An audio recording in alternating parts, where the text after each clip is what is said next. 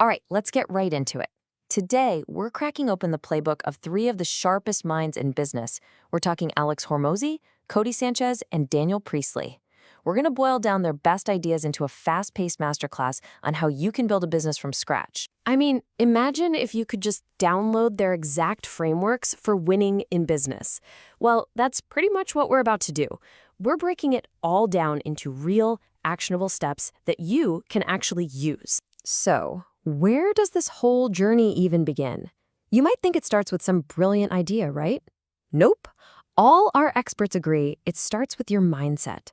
Before you build a single thing, you have to be ready for the mental game. And the first question is a tough one. Can you handle the pain? Cody Sanchez just nails it with this analogy. Being an entrepreneur isn't some glamorous highlight reel. It's a grind. And that pain you feel, that's not a sign you're failing. It's the signal that you're actually growing. Just like at the gym, you have to tear the muscle down to build it back stronger. But hang on, not all pain is good pain. And this is a really crucial point from Daniel Priestley.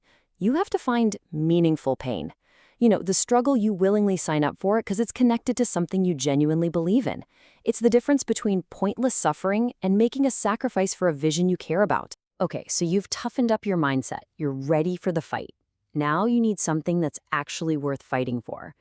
And this isn't about sitting around waiting for a flash of inspiration. It's about having a real framework to find an idea that's worth the struggle. This is it, the million-dollar question. How can you tell a great idea from a dud before you've poured your heart, soul, and savings into it?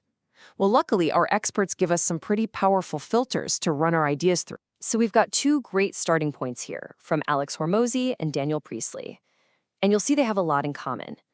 Alex says to look at a pain you personally solved, a deep passion, or a skill you already have. Daniel takes that and adds a few killer filters. Make sure the pain is measurable, that your customers actually have money to solve it, and that your passion is real enough to suffer for. Now, if you want a more hard-nosed, data-driven test, Cody Sanchez brings us a tool straight out of private equity. It's called the MOAT framework, and it's designed to see if your idea can actually defend itself. M is for margin. Can it actually make money? O is for operations. Can it grow bigger than just you? A is for advantage. What's your secret weapon? And T is for TAM. Is the market big enough to matter? And the best part is how simple it is. You just score each of those 4 areas from 1 to 10. Add it up. If you score above 30, go for it. Fund it. Between 20 and 30, it needs work. Fix it. And if it's under 20, it's a clear signal to run. Flee it. It's a fantastic, no-nonsense reality check for any business idea. Okay, so you've got the mindset. You've got a validated idea. Now comes the part that trips almost everybody up.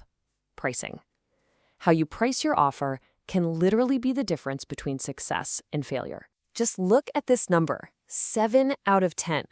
According to our experts, this number is actually the secret signal that you've priced your service perfectly. And I promise you, the reason why is not what you think. Here's a rule from Alex Hormozi. If everyone is saying yes, your price is way too low. Hearing no most of the time isn't failure. It's proof that you're charging the maximum possible value. And the right 3 people, the ones who need it most, are saying yes. But pricing isn't just about the number itself. It's about the story you tell around it. To see just how powerful this is, let's look at this story from Cody Sanchez about a home inspection business that was about to go bust. What saved them? Just one word. So this was the business, San Diego Home Inspections. You know, completely generic. It sounds like every other company out there. They were getting crushed on price and just bleeding cash. And then they made this tiny change. They added one word, luxury. Instantly, they repositioned the entire business. They weren't competing for the cheapest customers anymore. They were attracting a whole new type of client, one who expected to pay a premium for the best. And the result of that one-word change? A massive 45% jump in their profit margin. They didn't change what they did, they just changed who they did it for. That is the power of framing. That whole luxury example, it's really about influence, isn't it? And this leads us to a huge point from Hormozi. You can have millions of views, but if you can't get anyone to actually pull out their wallet and buy, you don't have influence. You just have attention. and attention doesn't pay the bills. So how do you build real influence? Alex breaks it down into 4 pillars. Status.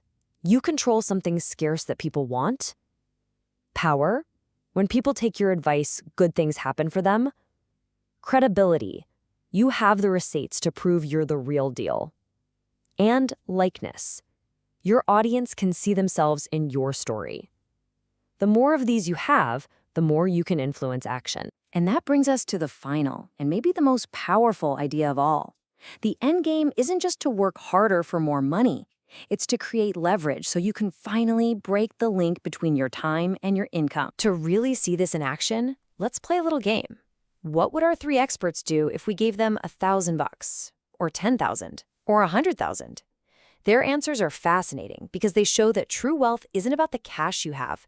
It's about how you leverage your other assets. With just $1,000, Alex Hormozi says he wouldn't even spend it.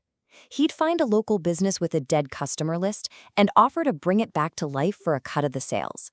Think about that.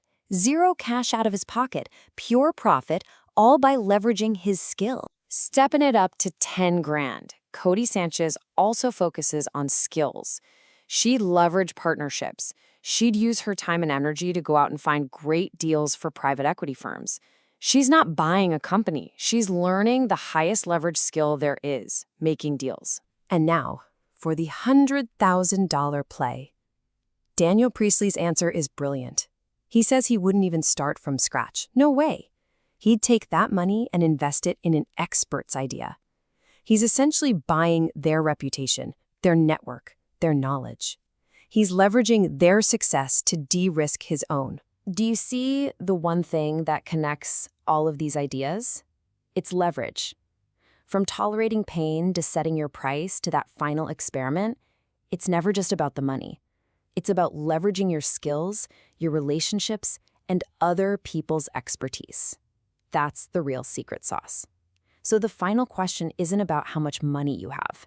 It's, what are you going to leverage first?